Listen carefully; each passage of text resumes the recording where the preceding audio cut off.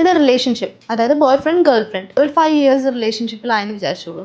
അപ്പം ആ ഒരു 5 ഇയേഴ്സ് മുന്നേ അവർക്ക് വേറൊരു റിലേഷൻഷിപ്പ് ഉണ്ടായിരുന്നു, ആ ഗേൾ ഫ്രണ്ട് വേറൊരു റിലേഷൻഷിപ്പ് ഉണ്ടായിരുന്നു. പക്ഷെ ഇതറിഞ്ഞത് വേറൊരു തേർഡ് പേഴ്സൺ വഴിയാണ് ഈ കാര്യം അറിയണത്. സോ ആ ഒരു തേർഡ് പേഴ്സൺ ഇച്ചിരി കൂടി സ്പൈസ് അപ്പ് ചെയ്തിട്ടാണ് ഈ കാര്യം പറഞ്ഞു കൊടുത്തിട്ടുണ്ടായിരുന്നു. വീട്ടിൽ പോയിട്ടുണ്ടായിരുന്നു എന്നുള്ള രീതിയിലൊക്കെ പറഞ്ഞു കൊടുക്കുന്നു. ഇത്രയും നാള് ആ ഒരു സംശയം ഒന്നും ഇല്ലാത്ത ആൾക്ക് പെട്ടെന്നൊരു കാര്യം കയറുന്നു, എൻ്റെ അടുത്തുണ്ടായിരുന്ന അതേ രീതിയിലാണോ ആ ഒരാളെയും കൂടി ട്രീറ്റ് ചെയ്തിട്ടുണ്ടാവുക, അവർ തമ്മിൽ എന്തൊക്കെ ഉണ്ടായി കാണുമായിരിക്കും. എനിക്ക് ആ ട്രസ്റ്റ് ഫുള്ളി പോയി. ഇമോഷണലി ആണെങ്കിലും സെക്ഷലി ആണെങ്കിലും ഫിസിക്കലി ആണെങ്കിലും ഒന്നും എനിക്ക് അങ്ങനെ ഫീൽ ചെയ്യുന്നില്ല. സോ എന്തുകൊണ്ടായിരിക്കും മാം അത്രയും ട്രസ്റ്റ് ചെയ്ത ഒരാൾക്ക് പെട്ടെന്ന് ആ ഒരു ട്രസ്റ്റ് ആ ഒരു പെർട്ടിക്കുലർ ഇൻസിഡൻറ്റ് കേൾക്കുമ്പം പോയിട്ടുണ്ടാവുക? അവരെ ഓൾറെഡി വിശ്വസിച്ച് ചതിക്കുക, അബാൻഡ് ചെയ്ത് പോവുക. അത് ഫസ്റ്റ് നോക്കേണ്ടത് പാരൻസിന്റെ എന്തെങ്കിലും ഉണ്ടോ എന്ന് നോക്കണം. അതെ. ഈ പയ്യന് പേഴ്സണാലിറ്റിയുടെ എന്തെങ്കിലും ഒരു ഇഷ്യൂ, അബാൻഡ്മെന്റ് ഇഷ്യൂ കാരണമൊക്കെ എന്തെങ്കിലും വന്നിട്ടുണ്ടെങ്കിൽ അത് അവർക്ക് ഒരിക്കലും ഇമോഷണലി ചിന്തിക്കാനേ പറ്റൂ, ലോജിക്കലി ചിന്തിക്കാൻ പറ്റില്ല. നമ്മളിനിയിപ്പോൾ തെറാപ്പിയിൽ എന്ത് ലോജിക്കൽ പറഞ്ഞു കൊടുത്താലും ഫ്രണ്ട്സ് പറഞ്ഞു കൊടുത്താലും റിപ്പീറ്റഡ് ആയിട്ട് അവർ ചിന്തിച്ചുകൊണ്ടിരിക്കുന്നത്. രാവിലെയും രാത്രിയും കണ്ണു തുറക്കുമ്പോഴൊക്കെ ആലോചിച്ചുകൊണ്ടിരിക്കും. അത് ഭയങ്കര പെയിൻഫുള്ളും ആണ്. എന്തുകൊണ്ടാണെന്ന് ചോദിച്ചത്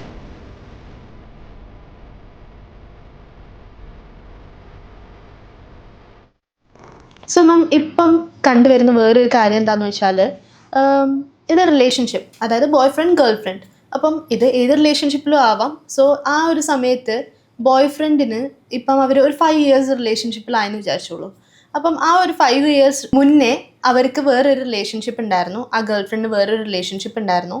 പക്ഷെ ഇതറിഞ്ഞത് വേറൊരു തേർഡ് പേഴ്സൺ വഴിയാണ് ഈ കാര്യം അറിയണത്. സോ ആ ഒരു തേർഡ് പേഴ്സൺ ഇച്ചിരി കൂടി സ്പൈസ് അപ്പ് ചെയ്തിട്ടാണ് ഈ കാര്യം പറഞ്ഞു കൊടുത്തിട്ടുണ്ടായിരുന്നത്. ഗേൾ ഫ്രണ്ടിന്റെ കാര്യം, അതായത് വീട്ടിൽ പോയിട്ടുണ്ടായിരുന്നു എന്നുള്ള രീതിയിലൊക്കെ പറഞ്ഞു കൊടുക്കുന്നു. സോ ഇത്രയും നാള് ആ ഒരു സംശയം ഒന്നും ഇല്ലാത്ത ആൾക്ക് പെട്ടെന്നൊരു കാര്യം കയറുന്നു, എൻ്റെ അടുത്തുണ്ടായിരുന്ന അതേ രീതിയിലാണോ ആ ഒരാളെയും കൂടി ട്രീറ്റ് ചെയ്തിട്ടുണ്ടാവുക, അവർ തമ്മിൽ എന്തൊക്കെ ഉണ്ടായി കാണുമായിരിക്കും. എനിക്ക് ആ ട്രസ്റ്റ് ഫുള്ളി പോയി. എനിക്ക് ആ ഒരാളോട് പിന്നെയും ആ ഒരു രീതിയിൽ ഇമോഷണലി ആണെങ്കിലും സെക്ഷലി ആണെങ്കിലും ഫിസിക്കലി ആണെങ്കിലും ഒന്നും എനിക്കങ്ങനെ ഫീൽ ചെയ്യുന്നില്ല. സോ എന്തുകൊണ്ടായിരിക്കും മാം അത്രയും ട്രസ്റ്റ് ചെയ്ത ഒരാൾക്ക് പെട്ടെന്ന് ആ ഒരു ട്രസ്റ്റ് ആ ഒരു പെർട്ടിക്കുലർ ഇൻസിഡൻറ്റ് കേൾക്കുമ്പം പോയിട്ടുണ്ടാവുക? ഇത് ഓൾമോസ്റ്റ് ആളുകളിൽ കേൾക്കുന്ന ഒരു കാര്യമാണ്.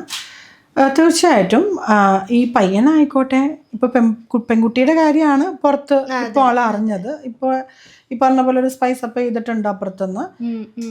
പക്ഷെ ഉണ്ടല്ലോ, അവരെ ഓൾറെഡി വിശ്വസിച്ച് ചതിക്കുക, അബാൻഡ് ചെയ്ത് പോവുക. അത് ഫസ്റ്റ് നോക്കേണ്ടത് പാരൻസിന്റെ എന്തെങ്കിലും ഉണ്ടോ എന്ന് നോക്കണം. ഇത് സാധാരണ എല്ലാവർക്കും പെയിനാണ്, ഇതൊരു വ്യക്തിക്ക് മാത്രമല്ല. പക്ഷെ ഇത് ഭയങ്കര ഇൻറ്റൻസിറ്റി, ലോജിക്കലി ചിന്തിക്കാൻ പറ്റില്ല.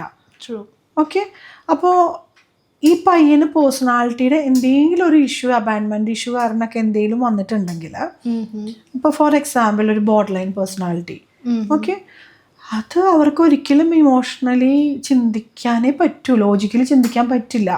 നമ്മളിനിപ്പോൾ തെറാപ്പിയിൽ എന്ത് ലോജിക്കൽ പറഞ്ഞു കൊടുത്താലും ഫ്രണ്ട്സ് പറഞ്ഞു കൊടുത്താലും റിപ്പീറ്റഡ് ആയിട്ട് അവർ ചിന്തിച്ചുകൊണ്ടിരിക്കും. അത് രാവിലെയും രാത്രിയും കണ്ണു തുറക്കുമ്പോഴും ഒക്കെ ആലോചിച്ചുകൊണ്ടിരിക്കും. അത് ഭയങ്കര പെയിൻഫുള്ളും ആണ്. എന്തുകൊണ്ടാണെന്ന് ചോദിച്ചാൽ ഇത്രയൊക്കെ സിമ്പിളുള്ളൂ. അല്ലെങ്കിൽ സാധാരണ ആൾക്കാർക്ക് തീർച്ചയായിട്ടും ഒരു 2-3 ആഴ്ച പിടിച്ചോളൂ, അല്ലെങ്കിൽ ഒരു 1 month പിടിച്ചോളൂ, ഒരു പെയിൻ ഉണ്ടാവും. പക്ഷെ എന്നാലും എന്നെ സ്നേഹിക്കുന്നുണ്ടല്ലോ, എല്ലാവർക്കും ഒരു പാസ്റ്റ് ഉണ്ടാവുമല്ലോ, നല്ലൊരു സത്യം. എല്ലാവർക്കും ഒരു പാസ്റ്റ് ഉണ്ടാവും. ഇതിപ്പോൾ ചിലത് ഞാൻ അറിയാത്ത എത്രമാത്രം കാര്യങ്ങളുണ്ടാവും.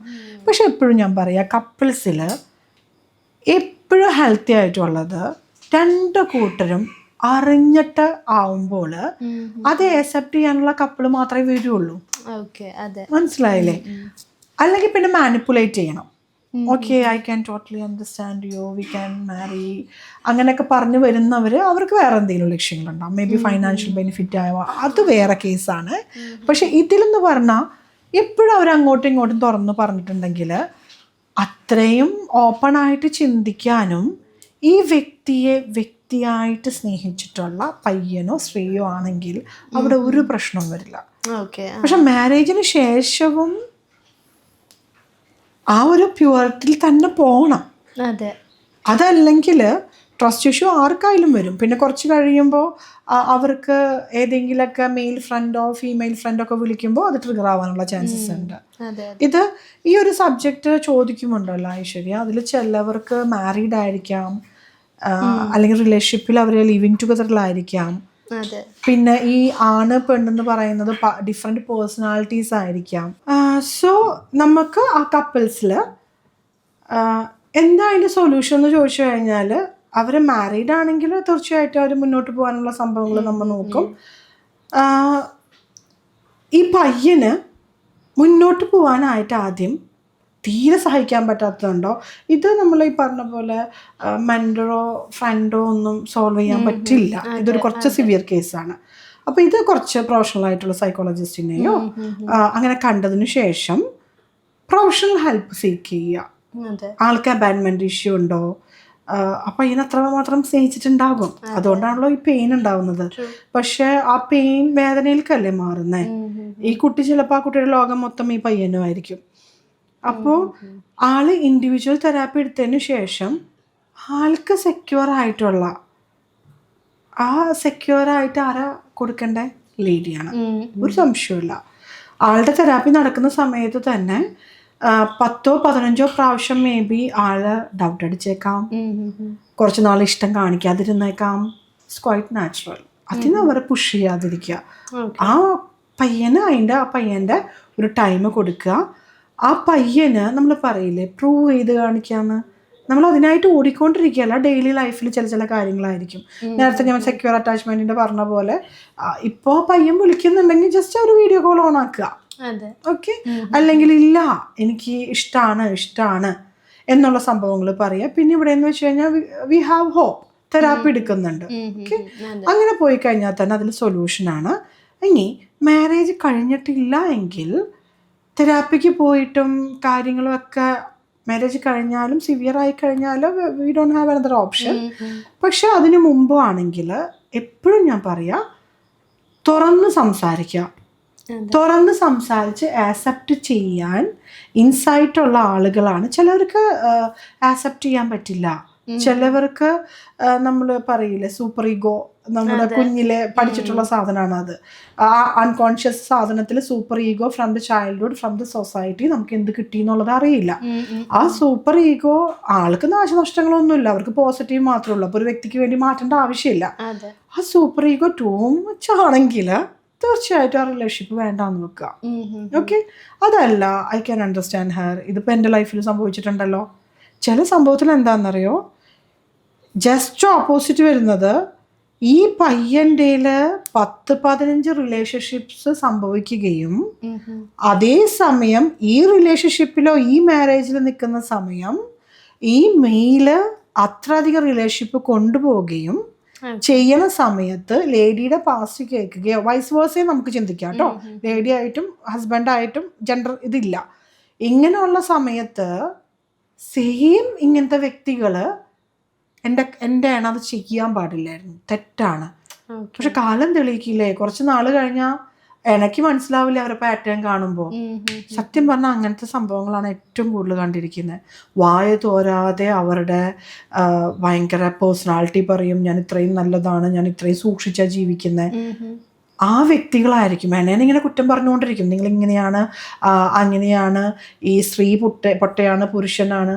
പക്ഷെ അവരവിടെ അത് എപ്പോഴും പേഴ്സണാലിറ്റി ഇഷ്യൂസ് ഉള്ളവരായിരിക്കും. അത് സിനാരിയോ കംപ്ലീറ്റ്ലി, അത് ഞാൻ പറഞ്ഞൊരു സബ്ജക്റ്റ് വന്നു കഴിഞ്ഞാൽ ഈ സെയിം ഇൻസിഡൻറ്റ് തന്നെ നമ്മുടെ ലോകത്തിൽ സംഭവിക്കുന്നത് ഡിഫറെൻറ്റ് പേഴ്സണാലിറ്റീസിലാണ്. അതുകൊണ്ട് തന്നെയാണ് നമ്മൾ ഒരിക്കലും നമുക്കിതിൽ ജസ്റ്റ് അവയർനെസ് തരാൻ, നിങ്ങൾക്ക് നോളജ് തരാന്നേ ഉള്ളൂ, നമ്മുടെ ആളുകൾക്ക് അത് കൊടുക്കാന്നേ ഉള്ളൂ. ഒരിക്കലും നമ്മളത് ഒരു മോഡറേറ്റിൻ്റെ മുകളിൽ എടുക്കുകയാണെങ്കിൽ പ്രൊഫഷണൽ ഹെൽപ്പ് തന്നെ എടുക്കണം. ഇപ്പോൾ ഒരു കേസ് ചോദിച്ചപ്പോൾ നമ്മൾ എവിടേക്കാണ് പോണതെന്ന് കണ്ടോ, ഈ കാറ്റഗറിയിലുള്ളവർക്ക് മാത്രമേ ഇതിൽ കണക്ട് ചെയ്യാൻ പറ്റുള്ളൂ. വേറെ കുറേ ഈ സെയിം ഇൻസിഡൻറ്റിൽ വേറെ കുറേ കാറ്റഗറി സൊല്യൂഷൻ ഇല്ലാത്തവരുണ്ടാവും, ഓക്കെ. സോ ദാറ്റ് അങ്ങോട്ടും ഇങ്ങോട്ടും തിരിച്ചറിയാം. നമുക്ക് ആ ഒരു ലൈഫേ ഉള്ളൂ, അത് സന്തോഷമായിട്ട് മുന്നോട്ട് പോകാൻ പറ്റുമോ എന്നുള്ളത് നോക്കുക. Is it we are in loop, is it we are in toxic loop എന്നുള്ള സംഭവങ്ങൾ നോക്കുക. അപ്പോൾ തന്നെ അത്യാവശ്യം സൊല്യൂഷൻസ് വി വിൽ ഗെറ്റ് നമ്മൾ ഭാവിയിൽ കിടന്ന് അനുഭവിക്കേണ്ട ആവശ്യമില്ല. ട്രൂ.